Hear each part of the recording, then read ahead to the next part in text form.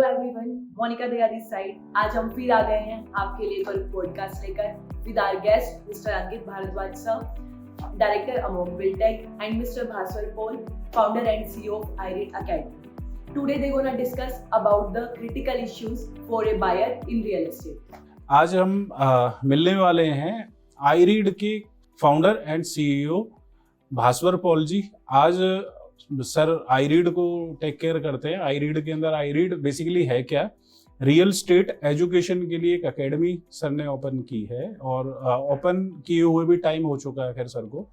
तो सर लोगों को कुछ ना कुछ इसके थ्रू सिखाना चाहते हैं कि रियल स्टेट आज ऐसा नहीं है कि रियल स्टेट कोई भी आए और बेचना स्टार्ट कर दे। मोस्टली लोग यही कर रहे थे, लेकिन आज के टाइम में रियल स्टेट चेंज हो चुका है। और भास्वर पॉल जी के बारे में अगर मैं बताऊं तो गुड़गांव के अंदर DLF के बाद में M3M या सेंट्रल पार्क हम बोले बहुत ही बड़े पार्ट रहे हैं गुड़गांव को डेवलप करने के लिए, और उनका पार्ट रह चुके हैं हमारे भास्वर पॉल जी।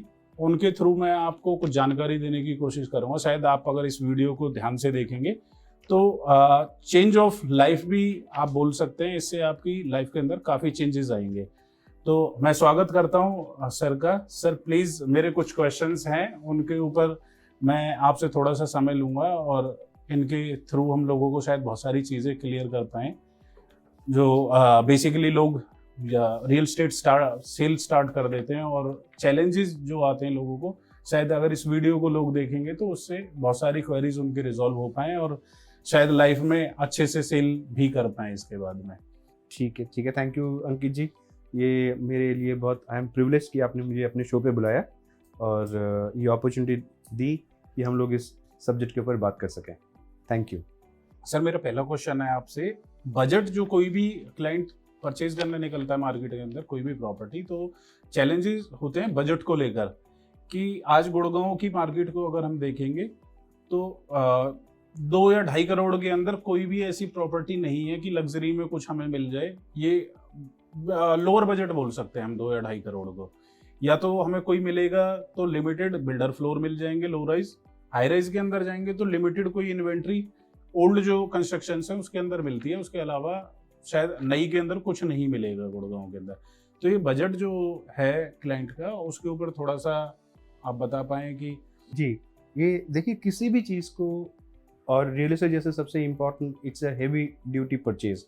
तो जब तक आप अपना बजट फाइनलाइज नहीं करेंगे तो आप किसी अपने मतलब जो आपको चीज़ चाहिए आप वो उस पर कंक्लूजन तक नहीं पहुंच पाएंगे।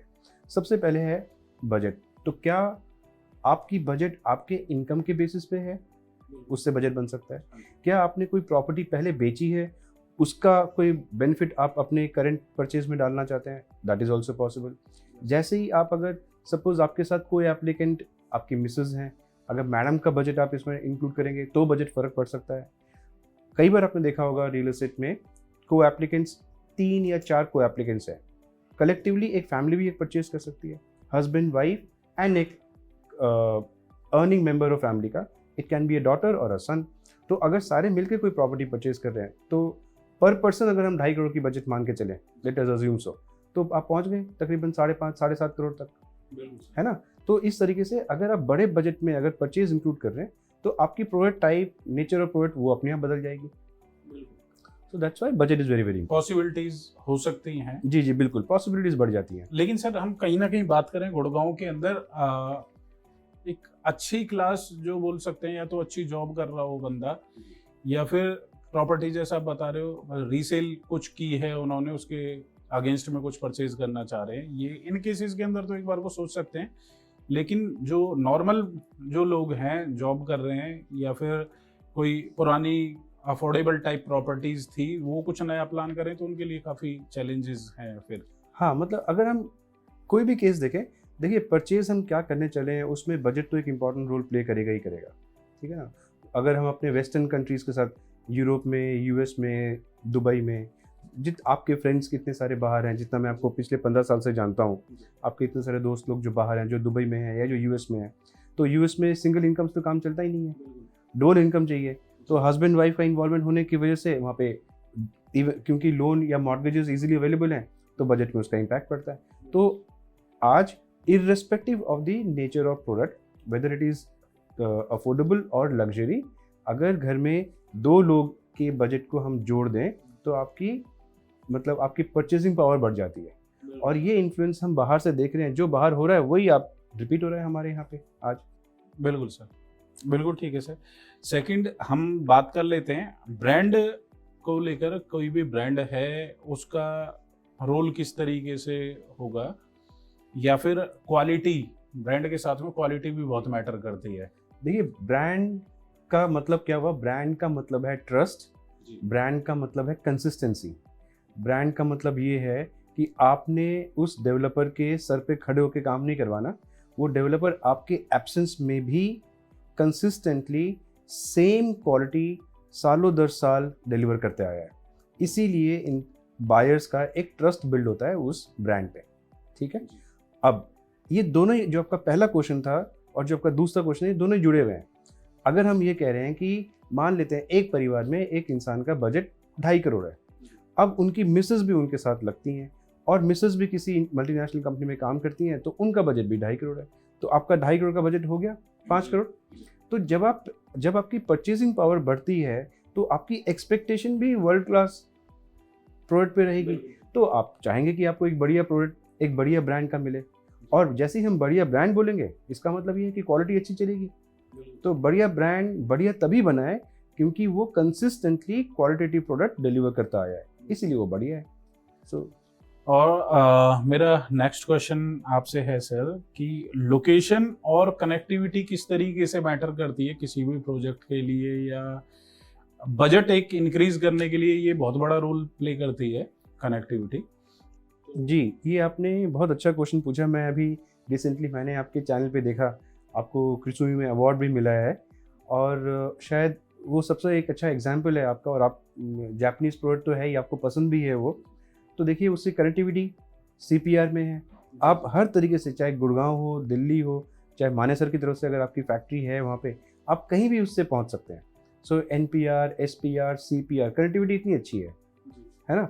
सो जहाँ जहाँ कनेक्टिविटी अच्छी होगी, जहाँ लोग आसानी से पहुँच सकेंगे, वहाँ उसके दाम, उसका जो बेनिफिट है वो दाम में बढ़ेगा ही। दाम बढ़ते हैं क्योंकि जहाँ, देखिए, किसी लोकेशन पे अगर 100 लोग पहुँच सकते हैं, वीज़ा-वी किसी लोकेशन पे अगर 1000 लोग पहुँच पा रहे हैं, तो क्या इसका इम्पैक्ट प्रॉपर्टी कॉस्ट में नहीं पड़ेगा? तो इसका मतलब अगर प्रॉपर्टी कॉस्ट अगर बढ़ रही है तो आपके बजट भी आपको बढ़ा के चलना पड़ेगा। और लोकेशन भी कहीं ना कहीं मैटर करती है उस चीज में कि एक आइडेंटिटी बन जाती है बंदे की। लोकेशन, बिल्कुल, जैसे बिल्कुल। कुछ टाइम पहले तक लोग, दिल्ली की बात कर लें, दिल्ली के अंदर जो लोग रह रहे थे, GK बोल दें या फिर साउथ दिल्ली का बोल दिया, वो आइडेंटिटी होती थी लोगों की। आज एक ये थोड़ी सी मेंटेलिटी चेंज हुई है, जिस तरीके से मुझे जो लगता है कि लोग अपनी आइडेंटिटी इस तरीके से बताना चाहते हैं कि मैं क्रिजुमी के अंदर रहता हूँ, क्रिजुमी सिटी के अंदर हूँ, तो वो लोकेशन एक लोगों के लिए अपने आप में आइडेंटिटी है कि क्लास पता चलती है बंदे की कि वहाँ बंदा रह रहा है तो किस तरीके का होगा। जी, आपने बहुत अच्छी बात कही।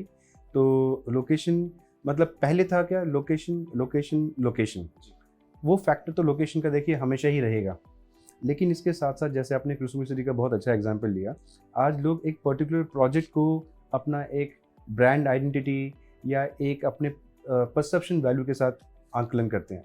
आपने बहुत अच्छे, सही से आपने ये बोला कि पहले साउथ दिल्ली में बहुत सारे लोकेशन हैं, defence colony, greater Kailash, new friends colony waste, या बहुत सारे और भी लोकेशंस हैं, वसंत विहार, वसंत कुंज, वी कैन गो ऑन। तो अब अगर हम गुड़गांव को देखें, जो एक रिलेटिवली यंगर सिटी, अब गुड़गांव में गोल्फ कोर्स रोड का एक अपना परसेप्शन वैल्यू है, गोल्फ कोर्स एक्सटेंशन रोड का एक अपना परसेप्शन वैल्यू है। लेकिन आज अगर हम द्वारका एक्सप्रेसवे की तरफ देखें तो द्वारका एक्सप्रेसवे में इतनी डेवलपमेंट है और जिस तरीके से उसमें आगे प्लान किए गए हैं, तो उसका बेनिफिट उन जो मास्टर प्लान है उसमें दिया गया है। तो आप लोकेशन, जहाँ पहले लोग जा नहीं पाते थे, जो एक पसंदीदा एरिया नहीं था, आज अचानक कनेक्टिविटी की वजह से एक बहुत ज़बरदस्त लोकेशन बन गया। और कहीं ना कहीं सर कनेक्टिविटी जो है इम्प्रूव हो रही है। हम लास्ट कुछ अगर देखेंगे बीजेपी के टाइम से 10 साल के अंदर, लास्ट जो 10 ईयर्स हैं, तो कनेक्टिविटी काफ़ी ज़्यादा इम्प्रूव हो चुकी है। और जैसा अभी आने वाले टाइम के अंदर अगर उसी तरीके की कनेक्टिविटी इम्प्रूव होती रहेगी, तो क्या आपको लगता है कि इम्पैक्ट क्या आएगा रियल एस्टेट के ऊपर इसका? अंकित जी, देखिए, मेरे ख्याल आपको तकरीबन 15-16 साल रियल एस्टेट में हो गया है। और आप खुद आपने कितना महसूस किया होगा। जो गुड़गांव है वो किसी एक वक्त दिल्ली का सबर्ब था, ठीक है ना। आज कनेक्टिविटी की वजह से, या जैसे आपने बताया कि गवर्नमेंट ने क्या स्पेंड किया है, अगर हम सोना की तरफ देखें तो गवर्नमेंट ने पैसा खर्च किया है दिल्ली मुंबई एक्सप्रेसवे पे, तो उसका इम्पैक्ट आपको दिख ही रहा है। आप एक बहुत ही प्रतिष्ठित चैनल रहे हैं अलग अलग कंपनीज के जिन्होंने सोना में परफॉर्म किया है। आपका परफॉर्मेंस बहुत बढ़िया है आपके NPR में, नॉर्दर्न पेरिफेरी रोड, मतलब द्वारका एक्सप्रेसवे पे सरकार ने 10,000 करोड़ खर्च करके हिंदुस्तान का सबसे आधुनिक हाईवे बनाया, तो उसका इम्पैक्ट आज हमें वो दिख रहा है। आज यहाँ पे लोग आसानी से पहुँच सकते हैं, दिल्ली से आप 15 मिनट में द्वारका एक्सप्रेस से पहुँच सकते हैं, तो उसका इम्पैक्ट प्राइजेस में दिख रहा है। अच्छे प्रोजेक्ट्स आ रहे हैं, अच्छे डेवलपर्स आ रहे हैं, नए ब्रांड्स वहाँ पे आ गए। जैसे अगर हम फरीदाबाद से गुड़गांव की तरफ आएँ तो ग्वालपहाड़ी का जो एरिया है उसमें नए प्लान्स बने हुए हैं, उसको कनेक्टिविटी या इंफ्रास्ट्रक्चर गवर्नमेंट पैसा खर्च कर रही है, तो उसका बेनिफिट लोगों को मिल रहा है। जहाँ पहले 100 लोग रह रहे थे, आज वहाँ पे 10,000 लोग रह रहे हैं, तो उसका बेनिफिट प्राइस में है। जैसे मैंने चीज़ें देखी हैं, आज की जो कनेक्टिविटी है, एक ग्रिड टाइप कनेक्टिविटी जो होती जा रही है। हम कहीं भी रह रहे हैं, किसी भी एरिया के अंदर हैं, हमारे आसपास के जो सेक्टर्स हैं या हमारे नियर बाय घर के, हम अपने घर से ही बात करते हैं, नियर में कुछ ना कुछ डेवलपमेंट चल रही होगी यही इंफ्रास्ट्रक्चर को लेकर। तो शायद इसको आने वाले टाइम के अंदर रियल एस्टेट के ऊपर भारी इम्पैक्ट रहेगा इसका, जो मुझे लगता है। जी, आपने ये बहुत ही अच्छा टॉपिक डिस्कस भी किया है, और जैसे आपने बताया ग्रिड नेटवर्क के लिए ये ग्लोबल कॉन्सेप्ट है। ये हिंदुस्तान में शायद पिछले कुछ सालों में बीजेपी गवर्नमेंट के आने के बाद, उनका इंफ्रास्ट्रक्चर में फोकस होने के बाद ये चीज़ उभर के आई है। ग्रिड नेटवर्क में मतलब ऐसा है कि आपका घर आपके इंफ्रास्ट्रक्चर के पॉइंट ऑफ व्यू से या कोई major connectivity point of view से, it can be your highways, roadways, आपका कोई मेट्रो कनेक्टिविटी हो, कोई रेलवे स्टेशन हो, कोई एयरपोर्ट के पास हो, आप कहीं ना कहीं किसी न किसी तरीके से जुड़े होंगे, जहाँ तक आपको पहुँचने में बहुत जद्दोजहद नहीं करनी। तो सरकार ने पूरे सारे मेट्रो सिटीज़ को इसी तरीके से प्लान करके आगे बढ़ा रही है। सर, मेरा नेक्स्ट क्वेश्चन आपसे है कि प्रॉपर्टी टाइप जो है, किस टाइप की प्रॉपर्टी के अंदर लोगों को इन्वेस्ट करना चाहिए, या फिर किसके अंदर ज़्यादा अप्रिशिएशन आने की उम्मीद है आने वाले टाइम के अंदर? हाई राइज प्रॉपर्टीज हैं, लो राइज हैं, या फिर कमर्शियल हैं, किसके अंदर ज़्यादा इन्वेस्ट करना चाहिए लोगों को? देखिए, ये आपका जो क्वेश्चन है ये सबसे ज्वलंत मुद्दा है आज के दिन। मतलब हर कोई यही पूछना चाहता है कि किस चीज़ में प्रॉपर्टी की अप्रिसिएशन आएगी तो ताकि लोग भाग के जाके उसमें इन्वेस्ट कर लें। तो जो चीज़ भगवान ने बनाना बंद कर दिया है उसमें पैसे ज़्यादा लगाएंगे तो आपको पैसे की रिटर्न ज़्यादा आएगी। तो मेरे ख्याल भगवान ने वैसे तो ज़मीनें बनाना बंद कर दिया है, तो ज़मीनों में तो हमेशा भाव आपके रहेंगे ही रहेंगे, वो अनडिस्प्यूटेड है। अच्छा, लेकिन इसके साथ साथ कुछ और भी फैक्टर्स हैं, जैसे आपने पहले भी बताया, इनको ये इंफ्रास्ट्रक्चर बहुत आसपास ज़बरदस्त बन रही हो या कनेक्टिविटी बहुत आसान हो, और बेशक वो कोई high rise multi storeyed luxury apartments भी हो, तो उसमें भी अप्रिसिएशन है। क्योंकि जो माइग्रेशन आज टियर 3 से टियर 2 या टियर 2 से टियर 1 सिटीज़ में हिंदुस्तान में हो रहा है, ये this is the largest human migration in the human history. तो जो इंडस्ट्रियल डेवलपमेंट आज हमारे शहरों के इर्द गिर्द बन रहे हैं, उसमें लोग तो चाहिए, यहाँ पर हम जैसे लोगों को तो ज़रूरत है उसमें काम करने के लिए, तो लोग तो हर जगह मूवमेंट कर ही रहे हैं। बट हाँ, जो डिमांड एंड सप्लाई के पॉइंट ऑफ व्यू से अगर देखें, देखिए एक डेवलपर ने 40 फ्लोर्स की एक प्रोजेक्ट बनाई, तो दूसरे ने 45 की फ्लोर्स बनाई, किसी ने 50 की बनाई, तो वो तो एक जद्दोजहद चलती रहेगी। लेकिन भगवान ने ज़मीन बनानी बंद कर दी, अर्थ तो एक ही है, पॉपुलेशन बढ़ते जा रहा है, तो हाँ, ज़मीनों के भाव कभी भी कम नहीं होंगे, उसके बेसिक करेक्शंस हो सकती हैं, उसकी मोबिलिटी हमेशा रहेगी और उसका डिमांड भी हमेशा ही बना रहेगा। तो अगर आप बॉटम लाइन में अगर आप बताएं तो लैंड जो है that will always remain the primary interest of investment, and if anything which is of qualitative nature, एक अच्छा ब्रांड एक अच्छी क्वालिटी ऑफ लाइफ दे पा रहा है या प्लान किया है देने के लिए, जो आपके हाई राइज लग्जरी प्रॉपर्टीज़ में हो, तो हमने वो भी देखा है। आज गुड़गांव में 100 करोड़ के या 95 करोड़ के या 90 करोड़ के लग्जरी अपार्टमेंट्स बिक ही रहे हैं। हर दूसरे हफ्ते में एक न्यूज़ निकल आता है, तो लोगों की कॉन्फिडेंस बिल्ड हो ही रही है। तो डिमांड दोनों में ही रहेंगे, बट लैंड में शायद ज़्यादा रहेंगे, बिकॉज सर भगवान ने उसको, मतलब उसकी अब कोई डुप्लीकेसी नहीं हो सकती। बिल्कुल सर। मेरा नेक्स्ट क्वेश्चन सर आपसे है, सोशल इंफ्रा एंड कन्वीनियंस की स्कूल, कॉलेजेस या फिर हॉस्पिटल्स का क्या इम्पैक्ट होगा रियल एस्टेट के ऊपर, या फिर सिनेमा हॉल्स हो गया, एंटरटेनमेंट के लिए जो भी अदर चीज़ें हैं उनका क्या इम्पैक्ट होगा रियल एस्टेट की? जी जी जी। सो जैसे आपने देखा ही है कि Hindustan is one of the youngest countries और the youngest country in the world in terms of workforce. तो इसका ये मतलब भी हुआ, जो यंग वर्कफोर्स है उनके पेरेंट्स भी शायद उनके साथ ही रह रहे होंगे, तो पेरेंट्स का ध्यान रखना हमारा फ़र्ज़ है। तो क्या उनके हेल्थ केयर, मेडिकल केयर के लिए आसपास कोई हॉस्पिटल्स या मेडिकल सेंटर्स होना ज़रूरी है? तो ये तो हो गया आपकी एक। अब जो यंग कपल्स हैं उनके बच्चे या उनके लिए स्कूल्स, कॉलेजेस, अगर एडल्ट्स हैं, बच्चे अगर एडल्ट हैं तो उनके लिए कॉलेजेस, अगर ये सारी सोशल इंफ्रास्ट्रक्चर आपके घर के आसपास है तो उसका एक पॉजिटिव इम्पैक्ट घर उन प्रोजेक्ट्स में रहने वाले रेजिडेंट्स के लिए है। तो अगर ये सारी बेनिफिट्स आपको एक जगह पे मिलती हैं तो इसका मतलब वो एक प्रेफर्ड डेस्टिनेशन बन सकता है। जो चीज़ प्रेफर्ड बनेगी उसके लिए 2 पैसे फालतू आप देंगे। अगर आप देंगे 2 पैसे फालतू तो आप जैसे 2 बायर और होंगे वो भी देना पसंद करेंगे। तो इस तरीके से प्राइस में एक इम्पैक्ट पड़ता है, बिकॉज डिमांड बढ़ती जा रही है और सप्लाई एकदम से नहीं आ पाती रियल एस्टेट में। एक प्रोजेक्ट बनने में तकरीबन 3, साढ़े 3, 4 साल लग जाते हैं। ठीक है, साइड बाई साइड आपके सोशल इंफ्रास्ट्रक्चर में सारी चीज़ें बन के तैयार होके ऑपरेशनल होने में उसमें थोड़ा वक्त लगता है। तो अगर हम ये दोनों फैक्टर्स को साथ जोड़ के देखें, सोशल इंफ्रास्ट्रक्चर का हमारे प्राइस पॉइंट्स में डेफिनेटली एक इम्पैक्ट दिखता है। जी, जैसा आप बता रहे हो डिमांड एंड सप्लाई का, कि मुझे कहीं ना कहीं लगता है कि आज के टाइम में डिमांड बहुत ज़्यादा है गुड़गांव के अंदर रियल एस्टेट की, क्योंकि इसका रीज़न एक ये भी है कि लास्ट कुछ सालों के अंदर कोई ऐसे अच्छे प्रोजेक्ट या फिर बैक टू बैक ऐसे प्रोजेक्ट नहीं आए हैं। और आज के टाइम में सारे बड़े बड़े बिल्डर्स, जो भी प्राइवेट बिल्डर्स हैं, बड़े भी हैं छोटे भी हैं, सारे अच्छे प्रोजेक्ट एक लेकर आ रहे हैं मार्केट के अंदर, और डिमांड काफ़ी ज़्यादा है, तो रेट इसकी वजह से भी काफ़ी इंक्रीज होते जा रहे हैं डे बाय डे। जी, तो क्या सर आपको भी लगता है यही बिल्कुल, reason? आपने बहुत अच्छी पॉइंट हाईलाइट किया है। उसकी वजह ये है, देखिए कोविड से पहले जो प्रोजेक्ट्स लॉन्च हुए थे, कोविड के चलते कोई प्रोजेक्ट तो नया लॉन्च हुआ ही नहीं, कंस्ट्रक्शन भी रुक गया। इसका मतलब कहीं ना कहीं हम 2018, 2019 के प्रोजेक्ट्स की बात कर रहे हैं। सो 2017 या 2016, 17, 18, 19 में जो प्रोजेक्ट्स लॉन्च हुए थे वो जाके आगे 2022-23 तक डिलीवर हो पा रहे हैं। ठीक है, तो अब वो एक यूनिट डेवलपमेंट कंपनीज ने उसको बेचा है। अब क्योंकि उस दौरान कोई नए प्रोजेक्ट्स तो आए नहीं, क्योंकि डेवलपर्स का प्रेफरेंस भी या उनका जो मेजर ऑब्जेक्टिव था वो था पुराने प्रोजेक्ट्स को हैंड ओवर देना, क्योंकि सबके ऊपर रेरा की भी तलवार लटकी हुई थी। अब आते हैं कि डिमांड एंड सप्लाई। आपने बहुत सही बात कही, डिमांड बढ़ी क्योंकि आज गुड़गांव में फाइनेंशियल सेक्टर, आपके आईटी सेक्टर, आपके सर्विसेज, आपके हेल्थ केयर, ये सब इन सब के मतलब Fortune 350 companies are already operating out of Gurgaon. तो उनमें काम करने वाले लोग भी गुड़गांव में शिफ्ट हो रहे हैं। तो उसके लिए डिमांड जो है रियल एस्टेट की वो बढ़ती जा रही है, सप्लाई थी नहीं।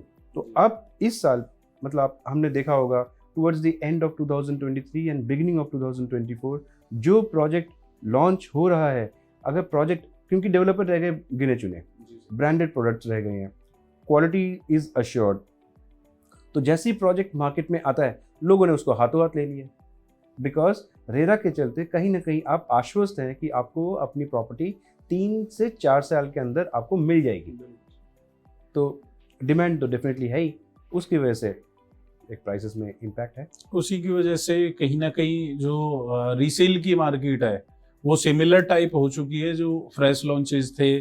ये आपने बहुत ही स्ट्रैटेजिक क्वेश्चन है ये, या स्ट्रैटेजिक पॉइंट आपने बताया कि जो रीसेल जो प्राइसेस हैं और जो कंपनी प्राइसेस बेच रही है वो तकरीबन सेम है। नहीं तो पहले क्या था कि रीसेल के प्राइस कई बार कम होते थे और कंपनी जो प्राइसेस बेचती थी वो ज़्यादा होती थी। अब तो ये मार्केट कहीं ना कहीं स्टेबल होते चले जा रहा है। जी, डिमांड ज़्यादा है, वही चीज़ है, जब डिमांड ज़्यादा है तो वो रीसेल अपने आप हो रही है। जी, रीज़न वही। मेरा नेक्स्ट क्वेश्चन सर आपसे है कि typology of project and configuration. Sir है क्या कि आज के टाइम में गुड़गांव की हम बात करते हैं, गुड़गांव के अंदर बहुत सारे लोग ऐसे हैं एमएनसीज के अंदर काम कर रहे हैं, या फिर ओनर्स भी बहुत सारे हैं कंपनीज के, या काफ़ी बड़े बड़े लोग गुड़गांव में हर टाइप के बंदे, या बाहर अदर कंट्रीज के लोग भी यहाँ पे रह रहे हैं। तो सारी कंट्रीज से इन्वेस्टमेंट भी गुड़गांव के अंदर हो रही है। तो लोग जो चीज़ें अदर कंट्रीज के अंदर या तो जाकर देख कर आते हैं, या वहाँ से जो लोग इंडिया के अंदर वापस शिफ्ट हो चुके हैं, उनकी कुछ बेसिक रिक्वायरमेंट्स होती हैं, जिस टाइप की चीज़ें उन्होंने वहाँ देखी हैं। क्लब्स वगैरह सारी सोसाइटीज़ के अंदर होते हैं, या फिर ग्रीनरी, ज़्यादा ग्रीन एरिया, अदर किसी भी कंट्री की हम बात करेंगे, ग्रीन बहुत ज़्यादा है एरिया, तो वही टाइप की डिमांड आज के लोगों की है कि प्रोजेक्ट कोई भी हो उसके अंदर। पहले लिमिटेड ही प्रोजेक्ट थे गुड़गांव के अंदर इस टाइप के, या फिर थे तो बजट बहुत ज़्यादा हो जाता था उनका। तो अब जो ये डिमांड है लोगों की, क्या ये लीगल है या फिर इलीगल टाइप कुछ चीज़ें हैं? देखिए, मेरे हिसाब से ये जो रिक्वायरमेंट है या जो इनकी डिमांड है, या हम इसको मिनिमम एक्सपेक्टेशंस कह लें, ये बहुत ही नॉर्मल सी बात है। बिकॉज आईटी इंडस्ट्री जब से रिवोल्यूशनाइज हुई, तो एक आम ग्रेजुएट यूएस जाके सेटल हुए, आज वो तकरीबन 25 साल यूएस में लगा चुके हैं। किसी वजह से अपने हेल्थ केयर या cost of health care, cost of insurance की वजह से यूएस में वो अब मान लेते हैं, प्लस इंडिया की एज अ ग्लोबल पावर के रूप में उभरने की वजह से ऐसे बहुत लोग वापस आ रहे हैं। तो जो या कोई यूएस में हो, ऑस्ट्रेलिया में हो, न्यूजीलैंड में हो, दुबई में या यूके में, जो ये इंडियंस सक्सेसफुली अपने प्रोफेशनल करियर में रहे, तो जब वो वापस आते हैं उनकी एक्सपेक्टेशन तो वही रहेगी। मिनिमम हाइजीन यही है कि भाई घर के आसपास ग्रीनरी होनी चाहिए, क्लब फैसिलिटीज़ होनी चाहिए, ताकि उनसे मिलने के लिए उनके गेस्ट अगर आ रहे हो तो उनको हर बार घर लेके जाने के बजाय आप उनको अपने गेस्ट को आप क्लब में एंटरटेन करवा सकते हैं। क्लब्स में गेस्ट हाउसेस रहना, अपने गेस्ट में घर में कोई फंक्शन हो गया, घर में आपकी उतनी जगह नहीं है, ठीक है, even if you are staying in a 4 bedroom apartment, मान लेते हैं आपने 50 गेस्ट बुलाए जो ओवरनाइट स्टे करने वाले हैं, या 2 दिन या 3 दिन घर के किसी फंक्शन की वजह से वो रहने वाले हैं, तो यहाँ वहाँ होटलों में ठहराने की बजाय आप अगर क्लब में आप गेस्ट हाउस का फैसिलिटी ऑफर कर सकते हैं, वो उनके लिए बेनिफिशियल है। Customer is willing to extra money for that. तो ऐसे बड़े सारे इनोवेटिव फीचर्स हैं जो अब तकरीबन हर डेवलपर ने अपने क्लब में ये फीचर्स देने शुरू कर दिया। अब स्क्वाश कोर्ट, बैडमिंटन कोर्ट, आपके billiards room, cards room, business lounges, ये सब भी बातें पुरानी हो चुकी हैं। ये तो जो मैं जब अपने पुराने एम्प्लॉयमेंट के दौरान जिन कंपनीज में था 2009 में, 10 में, 11 में, ये तो हम आज से 10 साल, तकरीबन 15 साल पहले ये बेच रहे थे। तो इवॉल्व तो हो ही गया रिक्वायरमेंट कस्टमर्स के। तो ये टाइपोलॉजी में बहुत सारी चीज़ें आ गई। एक और बहुत इंपॉर्टेंट चीज़ है ग्रीन लिविंग। आज लोग अपने हेल्थ को लेके बहुत कॉशियस है। अपने लंग्स को आपने बिल्कुल साफ रखना है, तो आपने फ्रेश एयर इनहेल करना है, तो आपको ग्रीन लिविंग चाहिए। आपने प्रोजेक्ट के आसपास कितने पेड़ लगाए, आपकी टाइपोलॉजी क्या, किस टाइप की है, उसमें ब्लेंड किस टाइप के पेड़ लगाए, उसमें सिर्फ पेड़ के साथ साथ आपने आसपास की लैंडस्केपिंग क्या की है, वो रात को कैसे दिखता है, उसकी लाइटिंग कैसी है, दिन के दौरान वो कैसे दिखता है, how appealing is it to your guests. तो इन सब का फ़र्क है ही। पैसों की आज तो अहमियत रह ही नहीं गई ना। अगर पैसों की अहमियत रहती तो आपको हर 2 हफ्ते में 100 करोड़ के मकान बिकने की तो खबर आते ही नहीं। आज मतलब उन्हीं प्रोजेक्ट्स में 30, 35, 40 करोड़ के मकान जो बिक रहे हैं, या 50, 55 करोड़ के जो मकान है, अब तो वो न्यूज़ में आने बंद हो गए हैं। हम उन्हीं प्रोजेक्ट्स में अगर जाके देखें तो हमें पता लगेगा कि हर हफ्ते वहाँ पे ट्रांजैक्शंस हो रही है। एंड सर, इसी से कनेक्टेड मेरा नेक्स्ट क्वेश्चन है कि जैसा आपने बताया कि गेस्ट आ रहे हैं किसी के घर पे, मैं भी अगर रहता हूँ कि मेरे घर पे कोई गेस्ट आ गए हैं, या 3 बेडरूम 4 बेडरूम मेरा घर है, मैं उनको एंटरटेन और भी अच्छी एक फैसिलिटीज़ दिखाना चाह रहा हूँ मेरी सोसाइटी के अंदर, और क्या है, क्लब हाउसेज हैं। तो ये भी डिमांड कहीं ना कहीं लोगों की है आज के टाइम में कि क्लब भी होना चाहिए, सारी अदर एमिनिटीज़ भी होनी चाहिए, कोई शादी है या कोई मैरिज हॉल भी, सारा कोई बाहर जाना नहीं चाहता, मतलब एक सोसाइटी के अंदर सब कुछ उन्हें अंदर ही चाहिए एक सोसाइटी के अंदर। अंकित जी, हम दूर क्यों जाए, हम आप ही का शेड्यूल देख लेते हैं ना। आपका शेड्यूल इतना टाइट रहता है, सुबह आप निकले और ऑफिस पहुंचने के बाद जब तक आप शाम को या रात को जब तक आप घर पे वापस ना आए, ठीक है, तो इस दौरान आपका तो बिजी शेड्यूल रहता ही होगा। तो घर आने के बाद आपको मन करेगा कि आप बाहर जाएं शॉपिंग के लिए कहीं, या अगर आपको कोई छोटी मोटी चीज़ें चाहिए, वो कन्वीनियंस अगर सेंटर अगर आपको प्रोजेक्ट के अंदर मिले तो क्या आप वो पसंद ना करें? अब आपसे मिलने, सपोज आपके घर में आपके फैमिली में कोई फंक्शन है और आपसे मिलने के लिए आपके फ्रेंड्स लोग यूएस से आ जाते हैं या यूके से आके रहना शुरू करते हैं फॉर वीक और फॉर फ्यू डेज, तो उनको फिर किसी होटल में ठहराने के बजाय, अपनी कोऑर्डिनेशन का टाइम बढ़ाने के बजाय, अगर आपके प्रोजेक्ट में ये गेस्ट हाउसेस की जो हम बात कर रहे हैं, अगर आपके क्लब में वो ऑफर्स हैं, तो क्या आप उसको यूज़ नहीं करेंगे? तो जो आप जैसे और जो आपके रेजिडेंट्स हैं, फेलो रेजिडेंट्स, उनको भी सिमिलर फैसिलिटी चाहिए। आज वक्त किसके पास है? तो इनोवेटिव रिक्वायरमेंट, ये आज हमें और आपको इनोवेटिव रिक्वायरमेंट्स लग रही हैं, बट यही जो गेस्ट हमारे हैं जो पहले यूके यूएस से वापस आ रहे हैं, ऑस्ट्रेलिया से वापस आ रहे हैं, ये उनके लिए एक मिनिमम हाइजीन रिक्वायरमेंट है। तो आगे जो प्रोजेक्ट्स लॉन्च होंगे, क्लब हाउस का होना तो मस्ट है ही, उसमें indoor and outdoor sports facilities का होना मस्ट है। उसके साथ साथ गेस्ट हाउस या जो आप सर्विसेज की हम बात कर रहे हैं, वो सब गेस्ट सर्विसेज की बात जो हम कहते हैं, वो होना भी बहुत ज़रूरी हो जाएगी। सर इसी से ये जो क्वेश्चन मैंने आपसे पूछा था कि लोगों को रिक्वायरमेंट तो है ही, लेकिन कई लोगों की ऐसी भी चीज़ें होती हैं, वो ये भी बोलते हैं कि इतने क्लब हाउसेज ऑफर किए जा रहे हैं किसी भी सोसाइटी के अंदर, या हर बिल्डर क्लब हाउस ऑफर कर रहा है, हर कोई बिल्डर अल्ट्रा लग्जरी प्रॉपर्टी बनाने की बात कर रहा है, ये बना भी पाएंगे या नहीं बना पाएंगे। तो ये लोगों को जो इस तरीके की बातें करते हैं, उनकी कहीं ना कहीं ये समझ है कि इन चीज़ों की रिक्वायरमेंट नहीं है आज के टाइम में, लेकिन मेरे अकॉर्डिंग ये सारी सोसाइटीज़ के अंदर होना चाहिए, और लेकर भी आ रहे हैं बिल्डर आज के टाइम में उन चीज़ों को, बेसिक रिक्वायरमेंट है। क्योंकि बिल्कुल सही कह रहे हैं आप, बिल्कुल। देखिए पिछले कुछ सालों में हिंदुस्तान एमर्ज तो कर ही रहा है as a strong financial country. अब उसमें रहने वाले लोग, हिंदुस्तान स्ट्रांग हो रहा है मतलब बेसिकली हिंदुस्तान में रहने वाले लोग स्ट्रांग हो रहे हैं। अब अगर हम गुड़गांव की बात करें इन पर्टिकुलर, तो गुड़गांव तो एक मिलेनियम सिटी था ही, उसमें एक पॉजिटिव इम्पैक्ट है ही इंडिया के ग्रोथ के साथ साथ। तो इसमें जो इंटरनेशनल आर्किटेक्ट्स हैं, कंसल्टेंट्स हैं, आपके कॉन्ट्रैक्टर्स हैं, ये लोग अब उनको अपॉर्चुनिटी दिख रही है। अगर टेस्ला को, मासेराटी को, मर्सिडीज को अपॉर्चुनिटी दिखती है ऑटोमोबाइल मार्केट में, तो बेनॉय, ये सारे आर्किटेक्ट्स हैं, Benoy, HOK, WOW, Hirsch Bedner and associates, इन सबको भी अपॉर्चुनिटी दिखती है कि अगर उनको एक अपॉर्चुनिटी मिली कि हिंदुस्तानियों के लिए बढ़िया घर डिज़ाइन किया जा सके, कोई बढ़िया प्रोजेक्ट डिज़ाइन किया जा सके, तो आपको इनके पीछे पीछे लिटिन जैसे कंपनीज भी आ रही हैं जो कंस्ट्रक्शन में एक अपने आप में एक माइलस्टोन है ना। 125 साल से पुरानी ज़्यादा उनकी हिस्ट्री है। आपने देखा होगा कृसुमी में सुमितोमो है, तो ये सारे सुमितोमो अपने साथ निकिन सेकी जैसे एक एस्टैब्लिश्ड आर्किटेक्ट्स को लेके आ रहे हैं। तो ये निकिन सेकी ने तो कोई 300-400 प्रोजेक्ट्स बनाए हैं दुनिया भर में।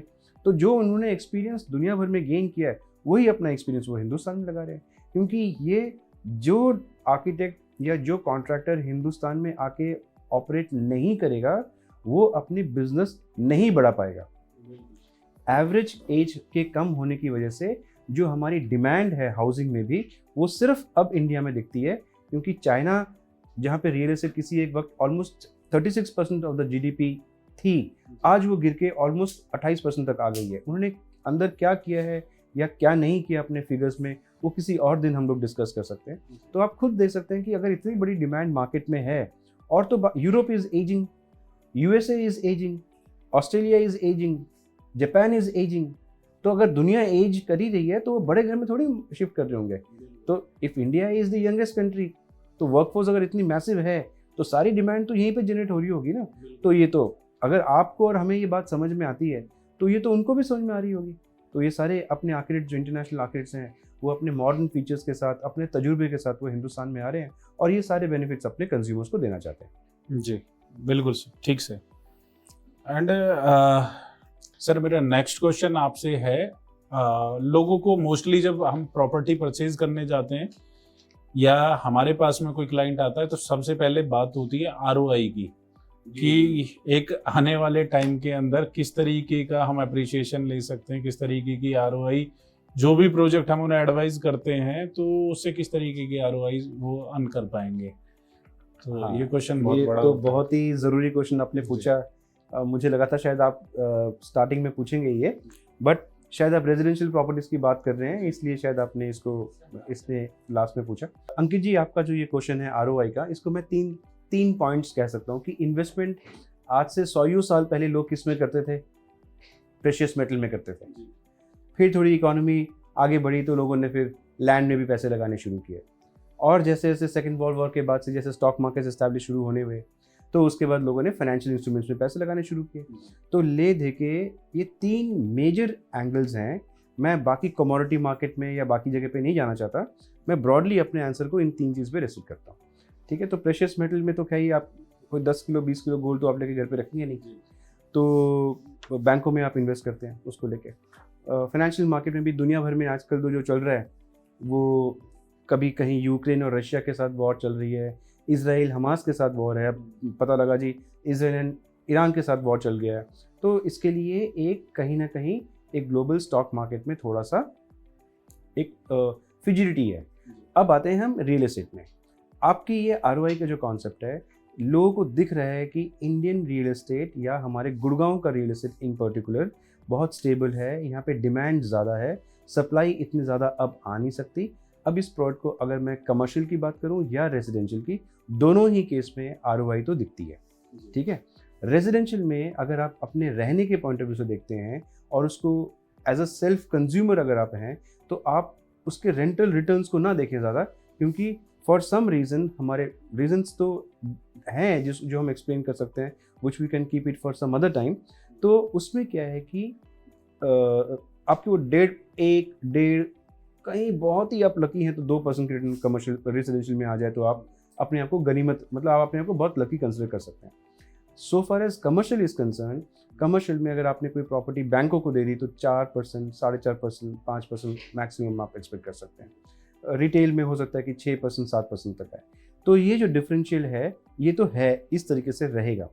लेकिन अगर मैं ब्रॉडली इस रिटर्न के साथ साथ अगर मैं कैपिटल अप्रिसिएशन की, जो सामान आपने 1 करोड़ में परचेज किया था, आज वो 1 करोड़ का सामान साल 1.5 साल के बाद नए डेवलपमेंट की वजह से, नए लोगों के मूवमेंट की वजह से, नए पोजीशन देने की वजह से उस लोकेशन पे अगर लोग ज़्यादा रहने लग गए, तो हो सकता है कि आपकी इन्वेस्टमेंट 1-1.5 करोड़ से बढ़ के 2.5-3 करोड़ तक हो गया।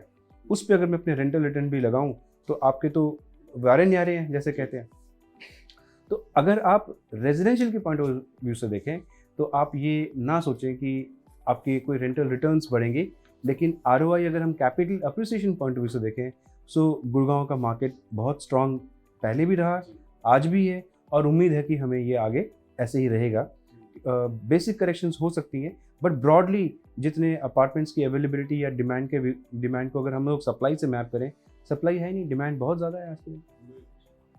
थैंक यू सर, आपसे बहुत सारी क्वेरीज रिजॉल्व हुई हमारी या फिर व्यूअर्स की जो इस वीडियो को देखेंगे। आपके थ्रू बहुत सारी जो क्वेश्चंस रहते हैं लोगों को जब प्रॉपर्टी बाय करने निकलते हैं, तो वो बहुत सारी चीज़ें क्लियर हो जाएंगी। और iRead के बारे में मैं बताना चाहता हूँ सर, जो स्टार्टिंग में मैंने बोला भी था कि iRead सर ने स्टार्ट किया था, और iRead ऐसी ही चीज़ें जो ये नॉलेज है रियल एस्टेट के बारे में आप गेन करना चाहते हैं, या फिर आपको चैलेंजेस आते हैं रियल एस्टेट सेल करने के लिए, तो उन्हीं सारी चीज़ों के ऊपर सर काम कर रहे हैं। सर से मैं रिक्वेस्ट करूंगा, सर आप iRead के बारे में थोड़ा सा कुछ बताएं लोगों को, जिससे सबकी हेल्प हो पाए या फिर ज्वाइन कर पाएं आपको। ऑनलाइन भी आप क्लासेस दे रहे हैं। जी। तो मैं आपको थोड़ा सा iRead के बारे में बताता हूँ। इसकी ज़रूरत क्यों पड़ी? सबसे पहली बात तो ये है, इसकी ज़रूरत इसलिए पड़ी क्योंकि इंडस्ट्री में ग्रोथ हमें दिख रहा है, और 2022 में जो रियल एस्टेट की जो कंट्रीब्यूशन थी टुवर्ड्स और GDP वाज ओनली 7%, जो बढ़ के 2025 में तकरीबन 13% होने की उम्मीद है। और आज से 6 साल के अंदर 2030 तक रियल एस्टेट की कंट्रीब्यूशन 18 से 20% होने वाली है, और रियल एस्टेट सेक्टर तकरीबन $1 ट्रिलियन की होने की उम्मीद की जा सकती है। तो हमें तो उम्मीद है कि हम 2030 तक की तो रियल एस्टेट देख पाएंगे, लेकिन जो 2047 की रियल एस्टेट है, उसमें ये उम्मीद की जा रही है कि हिंदुस्तान की रियल एस्टेट $5.82 ट्रिलियन की होगी। इसका मतलब जो आज का हिंदुस्तान का टोटल GDP है, उससे बड़ा 2047 का रियल एस्टेट होगा। तो क्या हमें एक ग्रोथ दिख रही है? इसका मतलब आज जो जो बच्चा आज कॉलेज से 20 साल के ग्रेजुएशन के बाद निकल रहा है, by the time he reaches his epitome of professional career, 40-45 साल की उम्र तक जब तक वो पहुंचेगा, तब तक वो एक ऐसे सेक्टर का पार्ट बन चुका होगा जो आज हिंदुस्तान के इकोनॉमी से भी बड़ा है। तो आप ग्रोथ देख सकते हैं। अब आते हैं डेवलपर साइड में। तो डेवलपर्स को स्किल्ड वर्कफोर्स चाहिए, जो हमारे यहाँ पे मैन पावर तो है बट वर्कफोर्स नहीं है, दोनों में फ़र्क है। लोग तो हैं बट काम के लोग नहीं हैं। तो मतलब उनको रियल एस्टेट को सिर्फ हम खरीदना या बेचने के पॉइंट ऑफ व्यू से ना देखें, इसमें बहुत सारे एंगल हैं जो हमारे को आना चाहिए before we step into this sector. ठीक है, कंस्ट्रक्शन मैनेजमेंट में इतने सारे टेक्नोलॉजीज नए बदल गए हैं। पहले घर बना करते थे लाल पत्थर से, आज घर बनने शुरू हो गए हैं प्री फैब्रिकेटेड कंस्ट्रक्शन से। तो कितनी चीज़ें आ गई हैं। पहले घर बनते थे 6 साल से, आज घर बनते हैं 4 साल के अंदर या 3 साल के अंदर घर आपको हैंड ओवर हो जाता है। मैं जो मुझे लगता है आने वाले कुछ सालों के अंदर शायद हम एक मल्टी स्टोरी बिल्डिंग को 1 साल या 1.5 साल के अंदर हैंड ओवर करने की क्षमता अचीव कर चुके होंगे। तो वो क्या क्या वजह हो सकती हैं, वो आज हम लोग अगर प्रिपरेशन शुरू करें, अगर आज हम अपने ग्रेजुएट्स को वो सिखा सकें, उनको इंडस्ट्री रेडी किया जा सके, तो यही ग्रेजुएट्स आगे चल के with added experience they will become exceptional professionals of the future. तो ये हमारी एक कोशिश है आईरीड में, टू कैच देम और to train them and make them ready for the industry. जी बिल्कुल ठीक कहा सर आपने। जैसे आफ्टर कॉलेज लोगों को होता तो है कि हम रियल स्टेट करें, लेकिन रियल स्टेट के बारे में जब तक उन्हें एक नॉलेज गेन होती है उस टाइम तक काफ़ी टाइम निकल चुका होता है वो, और ना उस टाइप की नॉलेज गेन कर पाते हैं। किसी को कोई हार्ड वर्कर है तो सीख लिया, अच्छा प्लेटफॉर्म मिल गया तो सीख लिया। आपके थ्रू अगर कोई ज्वाइन करेगा तो शायद स्टार्टिंग से इसी तरीके की चीज़ों को गेन करने के बाद जब मार्केट में निकलेगा तो अनदर लेवल की कुछ उनकी वर्किंग होगी, फिर सेल्स के वो शायद टॉपर्स होंगे। फिर जैसे हमारी कोशिश यही है, जो थोड़ा बहुत हमारे को एक्सपीरियंस है रियल एस्टेट का तकरीबन पिछले 15-20 सालों में जो हम लोगों ने सीखा है with my group of other colleagues from the industry, तो हम वही सेल्स, CRM, डिजिटल मार्केटिंग है, कस्टमर एक्सपीरियंस है, कस्टमर हॉस्पिटैलिटी है, सारे सॉफ्टवेयर एस्पेक्ट्स हैं, personality, software communication, verbal non verbal communication, इन सब चीज़ों पे हम लोग अपने स्टूडेंट्स को ट्रेन करते हैं and we make them industry ready, ताकि वो बच्चा जब अपने जॉब में जाता है वो अच्छा परफॉर्म कर सके, अपनी एक्सपेक्टेशंस जो उनसे की जाती है उनके ऑर्गेनाइजेशन में, वो अपने एक्सपेक्टेशंस को पूरी तरीके से खरा उतर सके। बहुत ही अच्छी चीज़ सर कर रहे हैं, ये रियल एस्टेट के अंदर बहुत रेयर है। अगर आप भी कुछ ऐसी नॉलेज लेना चाहते हैं तो प्लीज़ आप एक बार डेमो क्लास भी सर से ले सकते हैं। सर के थ्रू आप कनेक्ट कर सकते हैं, नंबर आपको स्क्रीन पे मिल जाएगा सर का भी। थैंक यू, आज के लिए इतना ही, फिर मिलेंगे। सर से रिक्वेस्ट रहेगी थोड़ा टाइम और दे पाएँ। Thank you Ankit ji, thank you very much.